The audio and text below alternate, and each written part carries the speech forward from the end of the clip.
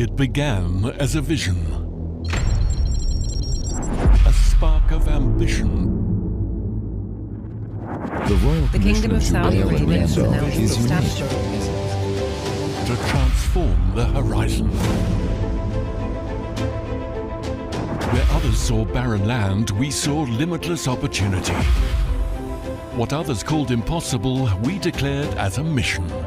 50 years ago, the Royal Commission for Jubail and Yanbu laid the foundation for a future unlike any other. Bold plans, resilient infrastructure, and boundless innovation paved the way for thriving communities. Through cutting-edge infrastructure, world-class healthcare, and transformative education, RCJY has created cities where people flourish and industries thrive. Today, RCJY leads the way with smart planning, sustainable practices, and advanced technologies that drive progress in the intelligent age. Our harmony with nature and our partnerships across sectors prove that growth and stewardship can walk hand in hand. 50 years of ambition, resilience, and innovation. And the journey continues. Beautiful introductory video. Ladies and gentlemen, Assalamu alaikum wa rahmatullahi wa barakatuh. I'm Fatma Fahad, a journalist all the way from Saudi. And now, while my dear speakers are very well known, I'd like to take a moment to introduce them. His Excellency Bandar Al Khrayef, Minister of Industry and Mineral Resources of Saudi Arabia. His Excellency Engineer Khalid Salim, President of the Royal Commission of Jubail and Yanbu. And Mr. Roberto Bocca, Head of Center for Energy and Materials, Member of the Executive Committee, World Economic Forum.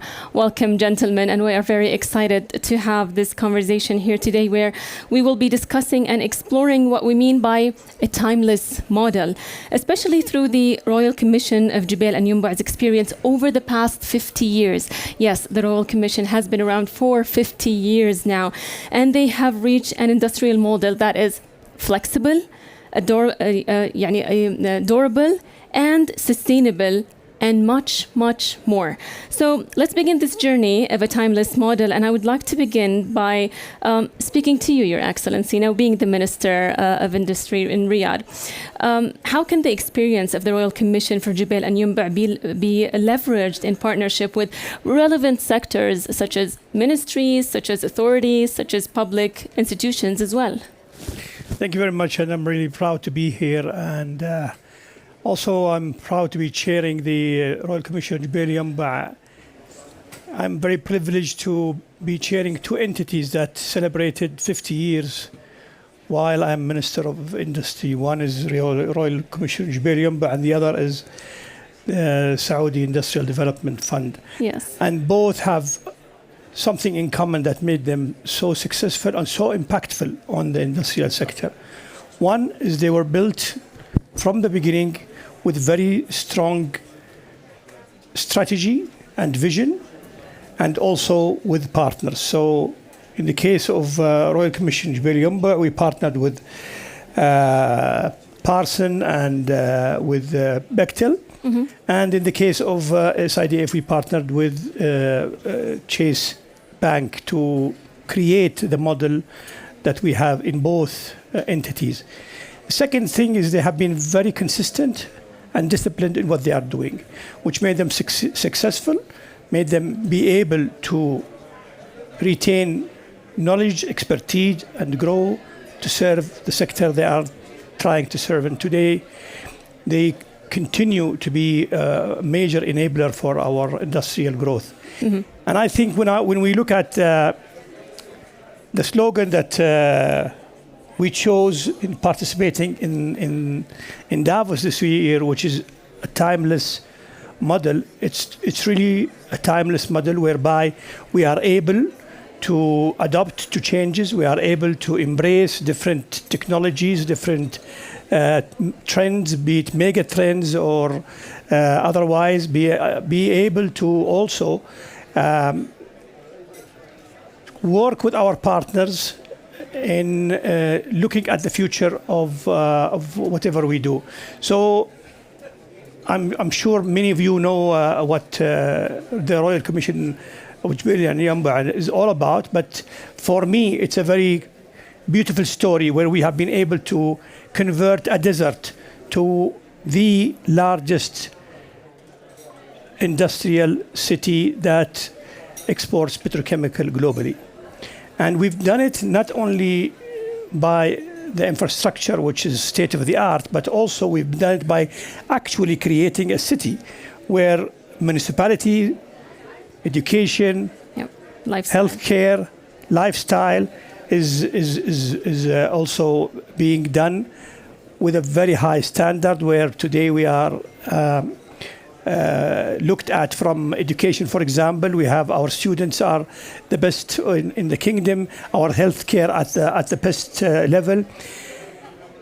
And back to the timeless, when the Vision 2030 came out, of course, the sector will benefit from, the industrial sector will benefit from the Royal Commission. But what is interesting to see is how the Royal Commission is also being able to benefit from new sectors, like tourism, like sports.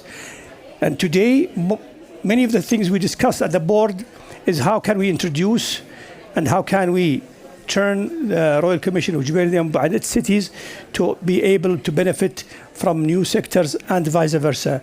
Make the Royal Commission a true contributor to a new sector. So I envision the Royal Commission as towns will continue to attract people to work not only in the industrial sector, but in many other sectors that are evolving as part of our journey in 2030. And all that, Your Excellency, happening over 50 years has, I'm sure, faced so many challenges and so many uphill battles, but yet today we see all these successes. So, Your Excellency Salim, I want to ask you about those challenges that you might have faced, the key opportunities, and the comprehensive management model can support in enhancing socioeconomic development in industrial cities. How have you overcome challenges? Let me start on the master planning. And the master planning that was, as His Excellency said, about the respect and continuity on what we started as a plan. It's what we see it now as a reality. And this is respected over the years, and not up to me, Khalid, or other president to change the master plan. If we have any changes happening, we will review it, like what is going on now when it comes to green initiatives or digitalization, and we will update it, but the basic master plan will remain the same. This is one that was done at that time. And the comprehensive management that His Excellency talked about, actually the idea came from our leaders, from King Fahad at that time, fighting to have all the responsibilities under one entity. And this is very important.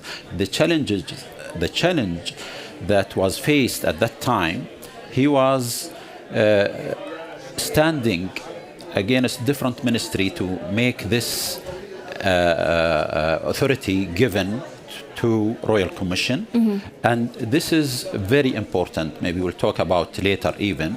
The success of this model, from our leaders, they were behind it, and over the years we are continuing with the same timeless model that we are practicing. The third one, it was about education, about human capital. At that time it was very difficult. We bring the new industries with foreign JVs, and you need to prepare Saudi nationals to work, and this is also a decision made to build the schools and build the colleges and institutions to make the required human capital for the industry at the same site. And this was a challenge at that time, and building it over the years. But all of this happened because of the let me say, integration between the industry, between the government, which is the authority itself, and the local community. It was done together, and this integration and cooperation brought all of these successes. All what we talk about, all elements we are talking, its success is based on the authority and the enablement from all levels, from the government and also from the private investors themselves. And of course, as you mentioned in the beginning, continuity, and His Excellency also mentioned that having, no matter what challenges we face, continue doing that. And there is a lot of focus on perhaps clusters and industrial clusters around the world, and especially in Saudi Arabia. And being the head of the or being member of the executive committee, Mr. Roberto, I want to ask you about that, the governance structure of an industrial cluster or city impacting the level of collaboration between co-located companies and public institutions. Could you tell us more about that? Yes, a bit later I will talk more about our initiative on the industrial cluster, but fundamentally we are looking at network of industrial cluster around the world, and you have different models, two main models and a third one that we can talk about. One model is somehow very linked to what has been said, is the government-led model. Government-led model where there is a vision. I mean, it was fantastic to hear, a 50-year vision. Yeah. A clear vision, a clear intention to make things happen and bringing together different companies from different sectors to advance, in this case, the energy transition as well, right? Because co-located company can really address some of the key elements of energy security, affordability, and sustainability. So that's one model that we have seen. And the other big model we have seen is where companies that are co-located come together and put themselves an objective to really collaborate. So one is government-led, the other is more company-led. The challenge you face sometimes when it's company-led, there are a lot of good technical and commercial competencies, but of course, in the world of today, collaboration is not only across industry, but it has to be across stakeholder. And so it's very important that those clusters really bring in the government and the policymaker and the regulator early on, or as early as possible, in making this collaboration possible.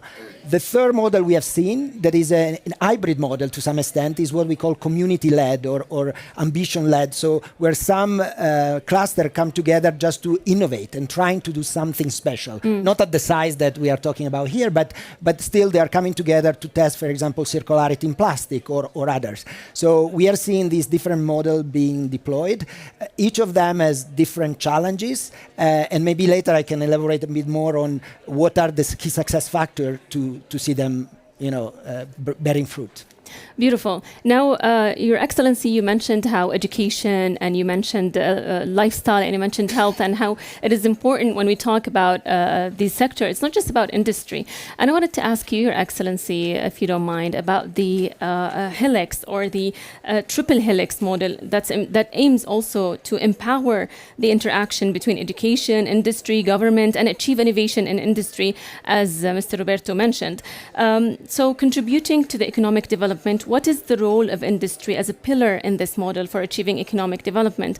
What are the mechanisms, so to speak, that can be used to enhance collaboration between these sectors, education, health, and so on? Very good. We are adopting actually the council, sustainability council that we do with whole industry, available industry within the city, that we meet with them in quarterly basis and talk about challenges, opportunities, what is required, what is the trends, where we are going, and all of this we are talking about. Now, also when it comes to the education, I am heading a council that's approved by His Excellency, our chairman, where it's mixed of industry and our education team and also the government education part of that council. We are discussing our curriculums, we are discussing what is required from the industry, and we are adapting all of this. For example, we have the shipbuilding, for example, in Ras Al Khair. Now, we are working with them and with maybe His Excellency Mr. Al Falih about how we can bring the required talents for shipbuilding.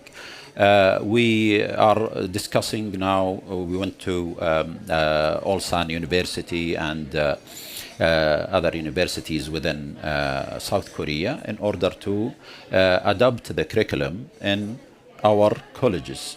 We have a flexi model, let me say, that is not rigid like the normally the government education system. That is really working very well, that we bring all the required expertise and in order to make the development we need. And then we can close, as you said, the triangle here between government education and education and industry. Interesting. That's beautiful. Now, Mr. Roberto, I want to ask you about the industrial cluster that we're all talking about, and how can we enhance it?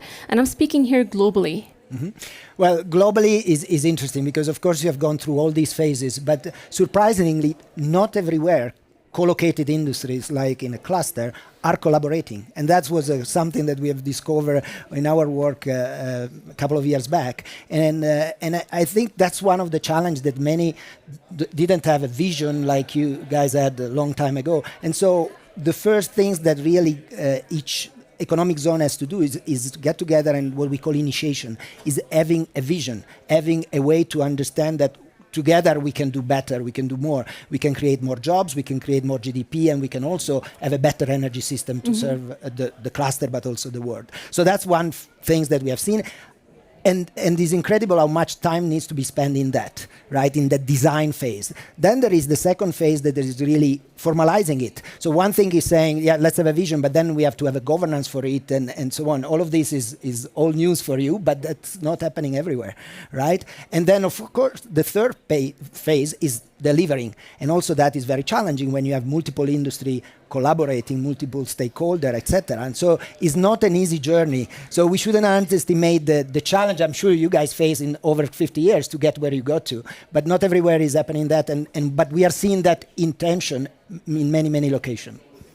Well, now that we're talking about industrial clusters and talking about Jubail Industrial City as a model, let's explore the case study that we have at Jubail Industrial City. Now, I know you would like to explore with us, Mr. Roberto, some of that, the criteria or the pathway of joining an initiative of the one that the Jubail Industrial City have joined. So I'm going to explain this initiative that we started a few years back, I think also with your input, actually, in one of these meetings. And effectively, we have now, let me see, here we go, if it works, perfect. So we are looking at cluster, and I was telling you about this design phase, this initiation phase, and really there must be an alignment about what are the objectives. That's the first basic thing. So the objective have to be about GDP, about growth, have to be about keeping job and creating job, and is also to be about how to contain emissions, right? Because so the three elements of the triangle also when we talk about energy transition in general. So that's, we have now 33 clusters that have signed up to this idea that they want to, within each cluster, collaborate to create traction on those three dimensions. So here is the picture of the 33 cluster. As you see, your cluster has just joined, and we are really pleased. But if you look at across these 33 clusters that are just a session of the amount of clusters that there are around the world, you see how much impact you can have on emission, jobs, and GDP. So it's really, really relevant. And when you think at, in our case, the energy transition, you really think about the cluster is the place where these things can happen. It's concrete. It's not theoretical. It's concrete. It's job. It's GDP. It's energy. So this is what we are seeing. We have 16 countries represented here in this slide and in this initiative. So I think this is a very interesting element. And I'll just keep quickly through this because, of course, when you have a cluster, you have to have co-location, you have to have, the industry represented that are willing to collaborate, etc. But what is more interesting is some of the outcome and what are the components that we have seen successful that hopefully you will have seen over the course of your history in making this happen. But one is that if a cluster, and I think you just described the first point, if it's only driven by economic dimension, it might not be enough. Social, environmental values are what are bringing people together in the long run, as I think you have demonstrated. Then is really this issue of collaborating across industry. It cannot be done in silos. Often companies work within their company, but they don't work when they are co-located. That is extraordinary. So this is a very important element of that. And of course, then there needs to be coordination. It's not just being intentional about they need to be intentional about the collaboration. And it finally is really looking at the technologies, especially in the world of today, and that's maybe what is evolving also in Jabin, is this element that there are a lot of energy technology, but nowadays there are also digital technology, AI, and we were in a session this morning with a colleague from Saudi, and his point was, there are huge technology from AI to digitalization that can really help in reducing the emission and accelerating the development of the cluster. So just on closing on this is really mobilizing the co-located companies where, again, not in your case, but in many cases are not mobilizing, or where there are already co-located companies, how you strengthen this collaboration on the base of also the present, right? I was talking about the digital technology, etc. And now our initiative is looking at how we connect with this cluster as a network, not only to learn from each other, and there will be a lot to learn from your cluster, but also to think about infrastructure that, of course, when you have a port and in the new multi-fuel world, port around the world needs to have a similar infrastructure to talk to each other and to commerce with each other. So really this is our initiative, and we are so glad to have you, and thank for that, for joining this cluster, to share and hopefully to learn also something for the next 50 years. Beautiful. That's really well said. Thank you for that presentation. I want to hear from Jabin Industrial City, Your Excellency, about your journey, your pathway, and how you actually got there. Yeah, I think it's by design. I think we are coming here, and this is under direction of His Excellency, is to share this knowledge with global community. And luckily, with the WEF, we find this community that we are now start engaging with them, and hopefully we will even make the required gathering for all of this in order to share and learn. Now, what we reach to, actually, even what is explained as a future, we are doing it. For example, when it comes to recycling and waste management, we are not allowing waste from industry to go outside of Jabin Industrial City. Okay, it only I have the authority under certain time. I give the for certain quantity and where it goes. Interesting. To this extent, we are doing that. And now we are moving with all of this global trend, carbon capture. We are moving with Aramco and Ministry of Energy and that in Jabin. When it comes to green hydrogen, we are moving with that in the other city in Yanbu with a big size. And when it comes to the infrastructure and technology trends, already it's the infrastructure allowing for this. Already we have installed all the smart meters and smart cameras, and I think what we need now is to connect all of this under one platform. This is what we are going into a smart city concept, and later on adopt the AI in order to bring more efficiency. And this is actually a necessity now. We are seeing it because we are trying to offload some of the money that we required from the government itself through the utilization of advanced technology in our cities. Amazing. And that's happening in all 4 industrial cities, Your Excellency? Yes. Beautiful. So we've got 4 amazing industrial cities, ladies and gentlemen. For those who don't know, we've got Al-Jabin, we've got Yanbu, and we've got Ras Al Khair, and as well Jazan also. So that's really amazing. Your Excellency, I want to ask you about those clusters, industrial clusters that we are talking about. How has it contributed to the creation of global industrial cities? I mean the enablers that contributed to causing those clusters in Saudi Arabia. And causing also the sustainability of it for over 50 years. Yeah, I want to go back to what Roberto was saying regarding the different models, and the beauty about the state or the government being part of the creation of the cluster is it has the ability actually to evaluate the contribution of that cluster that is beyond the commercial side, because companies will always look at the commercial. And the other side, the other thing is that the ability to invest in infrastructure that can enable a large number of players. Today, when we look at, if you ask SABIC today, SABIC would never have been able to reach where it is today without Jubail City. The infrastructure that is there, the port. If you go to the development areas, sometimes we spend millions and millions and you don't even see it because it's all under the ground of the different piping, the different connection and so on. Yeah.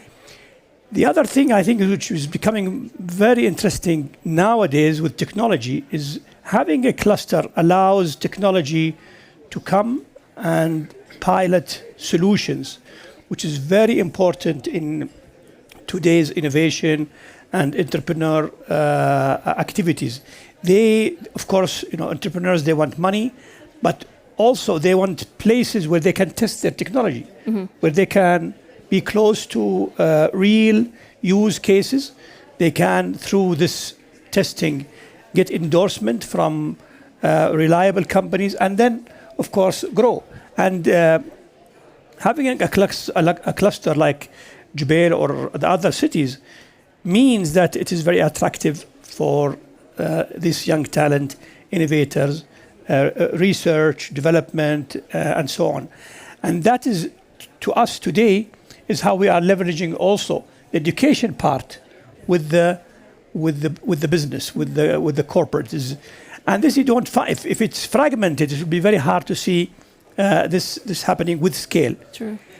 The other part is sustainability and emissions. The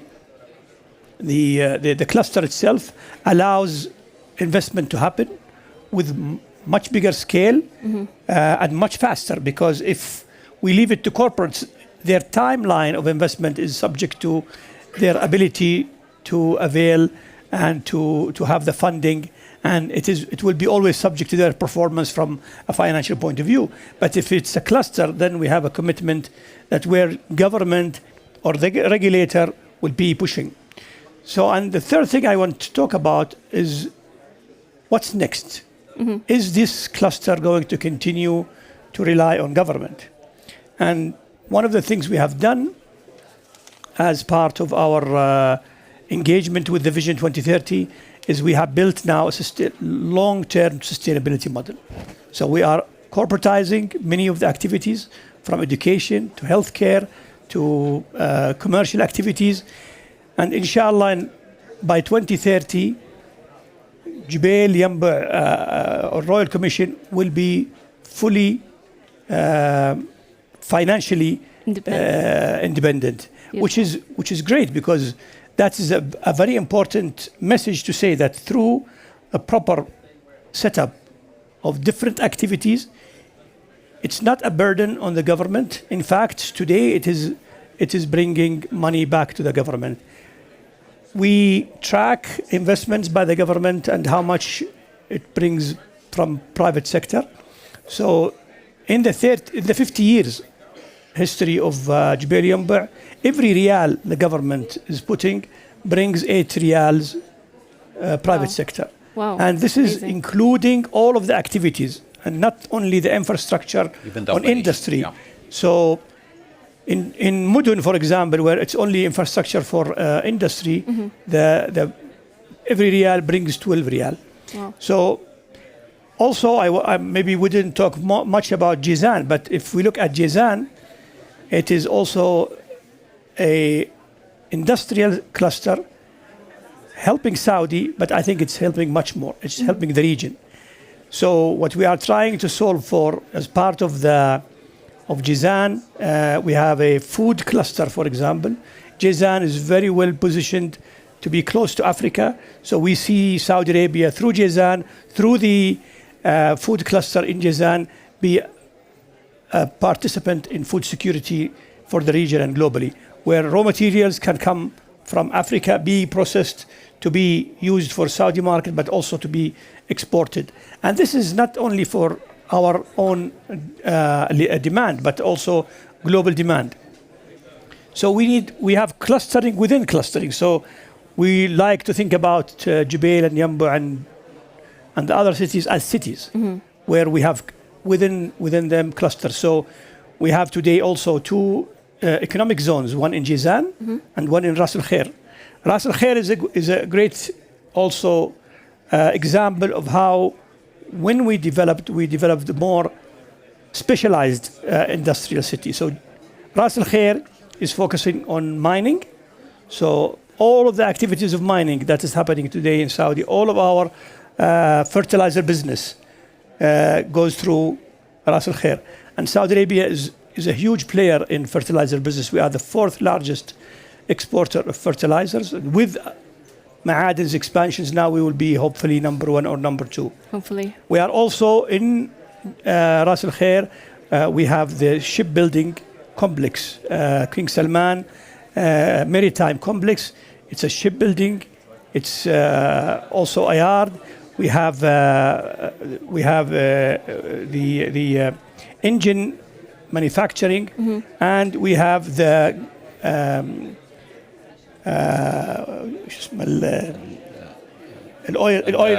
oil rigs manufacturing also.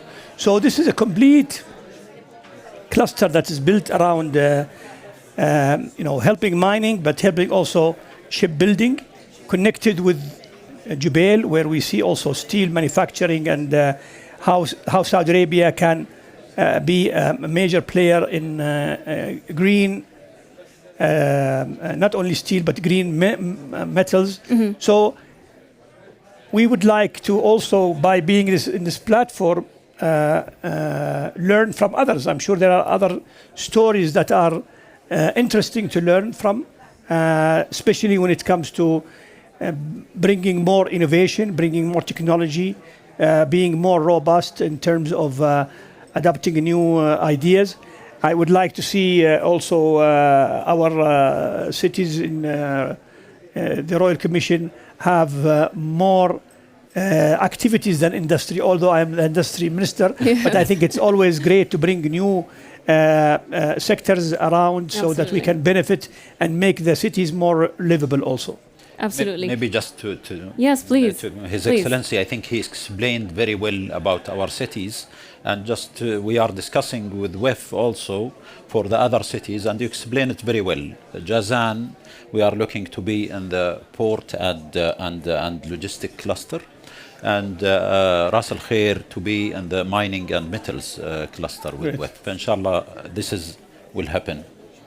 That's beautiful. We look forward to seeing that happening. Now, I'm so glad, Your Excellency, you mentioned future trends in this cluster cities, or what we expect to see, because it gives me a smooth transition to what I want to talk about next. We want to envision the future of the public sector through privatization, partnership with the private sector. And for that, let's, ladies and gentlemen, take a quick look at Jabin. Jabin is a company owned by Jubail, by the Royal Commission of Jubail and Yanbu for Industrial Services, and it is a private company owned by the Royal Commission and acts as its investment arm. So that's a great source of income as well, as you mentioned, Your Excellency. So let's play the video.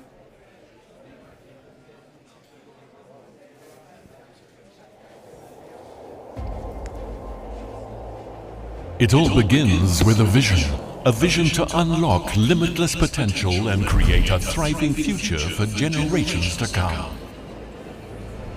Saudi Vision 2030 sets the course for economic transformation, innovation, and excellence across every sector. In 2018, RCJY established Jabin as a pioneering initiative, aligning with this bold national vision to drive innovation, efficiency and growth across the industrial and urban landscapes of RCJY cities. As a closed joint stock company, Jabin acts as the investment arm for the Royal Commission of Jubail and Yanbu. with the participation of the private sector. At Jabin, our mission is to bridge vision with execution. We take pride in being a transformative force, not just in logistics and investments, but in shaping communities and fostering innovation. Partnerships are at the core of our success. Through strategic collaborations with key stakeholders such as Raqim, Chemtank, Silk Road, and Jubail Tatweer, we deliver impactful projects and services that align with the Kingdom's national goals. By managing Jazan City Port for primary and downstream industries, a major gateway for logistic services on the Red Sea coast, Jabin ensures seamless operations and infrastructure excellence by delivering comprehensive logistical and support services to the industrial sector. Jabin ensures seamless operations and infrastructure excellence. We go beyond infrastructure and industry to enrich lives through unique experiences. Our events, like the annual Flower Festival in Yanbo and Wanda Hills, bring joy and vibrancy to the communities we serve. As we look to the future, Jabin aims to expand its impact by entering the healthcare and education sectors, supporting the RCJY's long-term priorities for human development and well-being.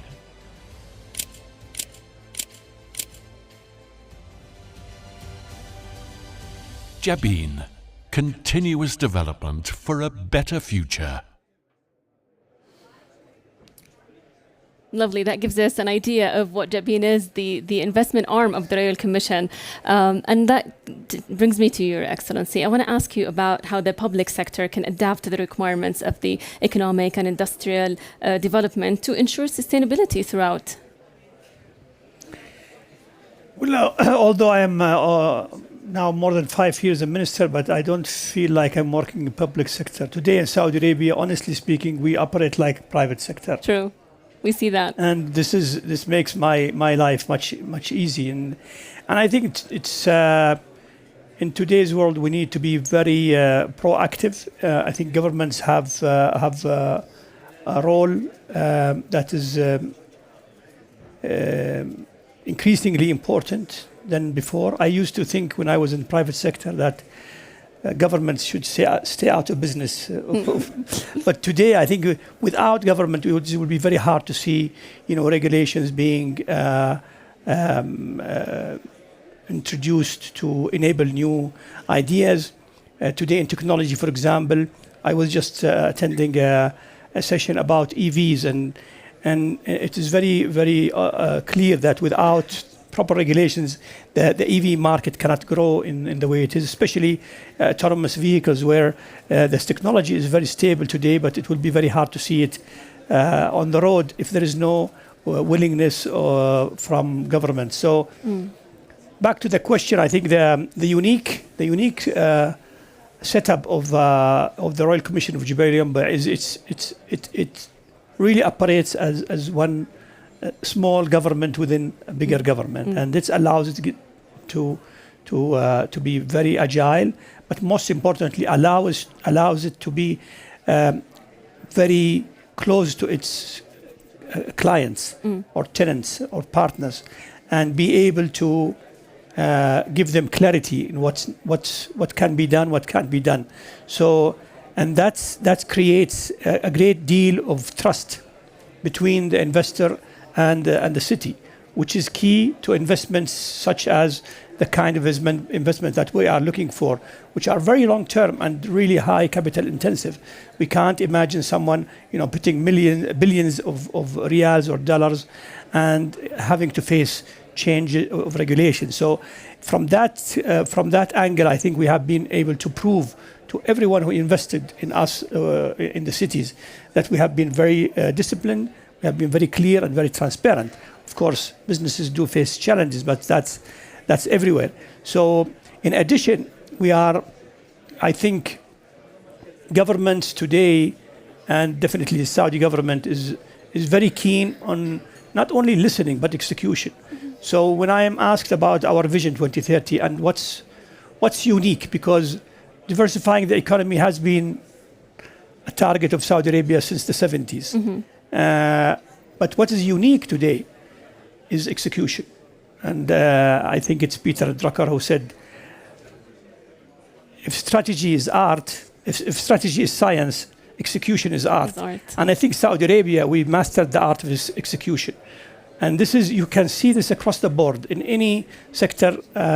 It is partially because we are very close to investors, because without them, I think it's very hard to design solutions. I used to say when I was in the private sector, you know, we need to be part of the solution. And now when I am in the government, I say, look, the governments have a genuine interest to help, but they are not the best to design the solution. You as a private sector need to help design the solution, and then we will push it through. Definitely the view of the government is always important to strike the right balance between the investor interest and the national interest of localization or job creation or environment or social impact. These are very essential, and this is, for example, what we are doing in our mining investment law, where I can say with confidence that today we have the best mining investment law globally, because we managed to balance the interest of the investor with the interest of the nation.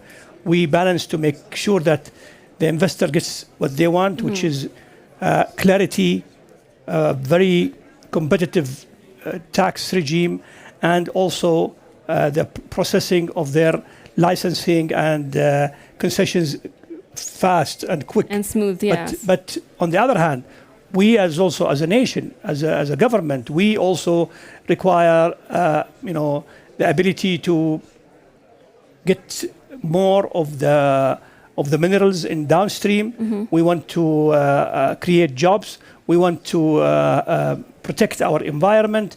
So I think it's a great way of bringing the two interests together, and that's what makes governments successful. And that's why I truly believe that Saudi Arabia is today, if not one of the best, is the best place to invest for the future, especially in industry. The combination of the location of the country, the resources that we have in oil, gas, petrochemical, and minerals, the infrastructure, which is great in, be it in industrial cities or ports or connectivity, and the stability, both political but also financial.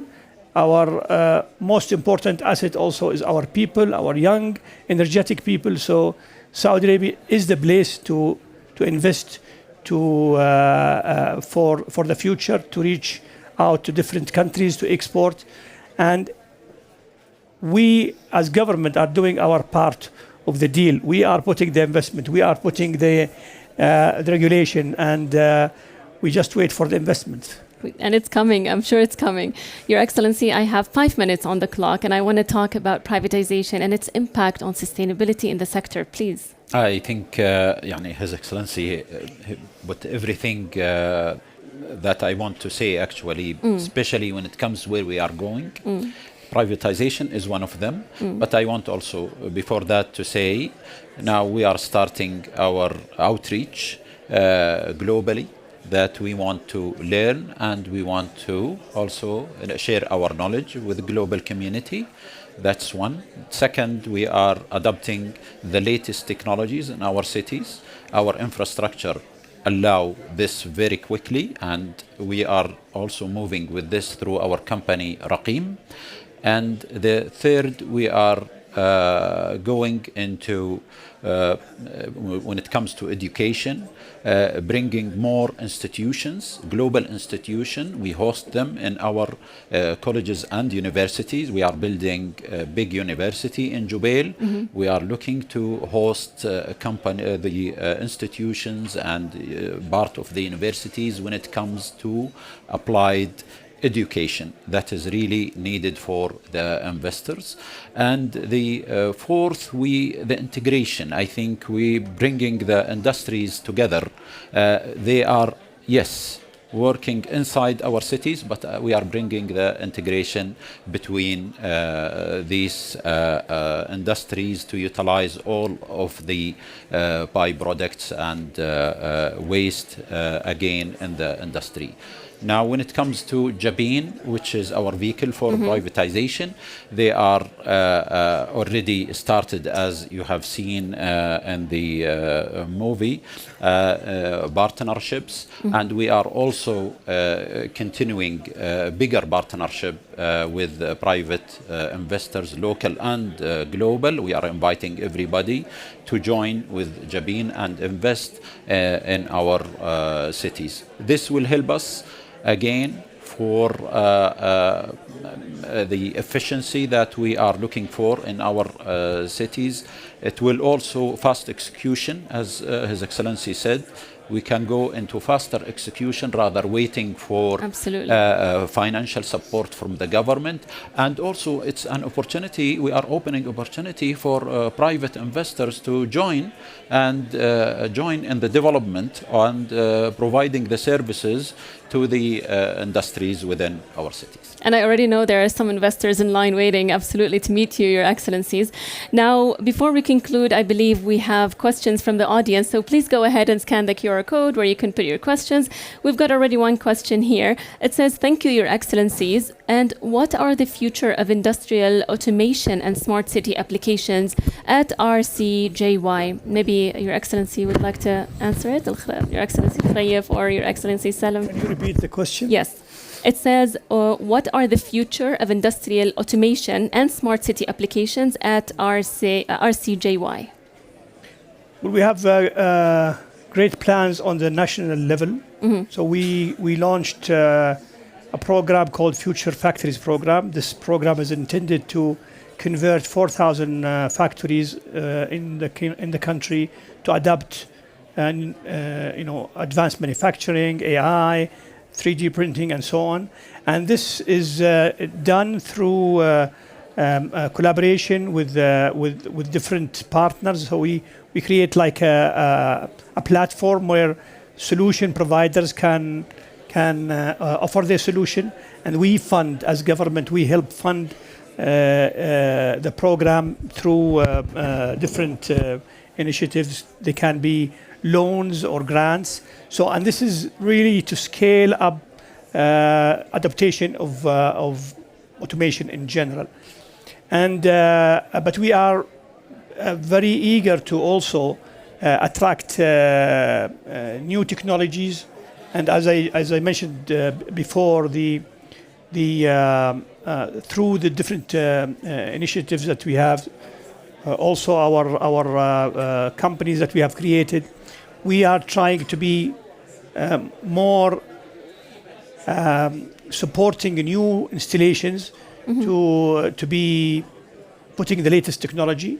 In some areas, we are also providing them with certain incentives or enablement, which means that at an early stage, so the first program is catered for existing capabilities, and we are looking at adopting new technologies in robotics, for example. How can we ensure that in every business opportunity there is to have robotics or autonomous vehicles or autonomous activities that is enabled?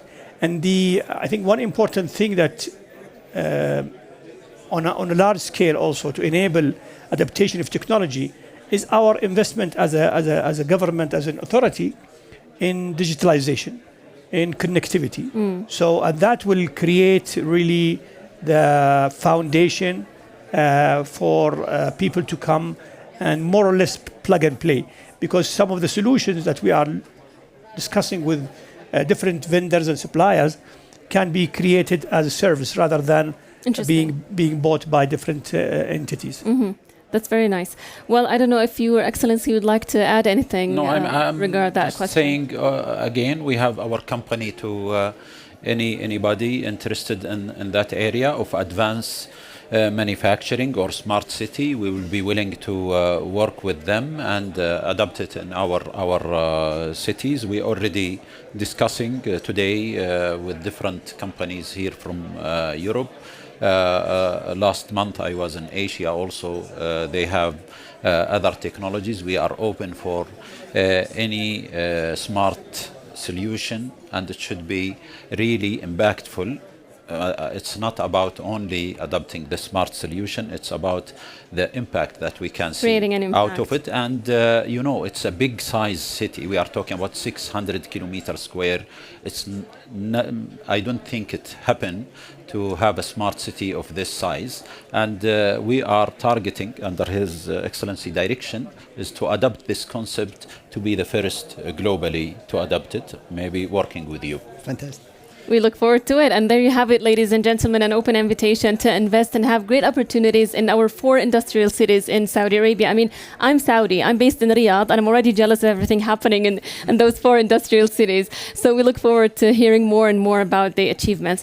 But before we conclude, we do have a very special announcement that we would like to share today, Your Excellencies. We are happy to officially announce that Jubail Industrial City, one of Royal Commission of Jubail and Yumbu cities, will join the Transitioning Industrial Clusters Initiative, which is owned by WEF in collaboration with the Accenture and EPRI. I think that calls for a round of applause. Congratulations to Yumbu Industrial City. And of course, this will help catalyze the decarbonization of industrial clusters through conveying and supporting co-located facilities in defining their significant emissions reduction goal and many, many important future goals. So now we would like to invite you for a picture to kind of remember this memorable moment of Jubail Industrial City joining the Transitioning Industrial Clusters Initiative, which is owned by WEF in collaboration with Accenture and EPRI. Congratulations. And I would like to take an opportunity to also take a picture with my guests today.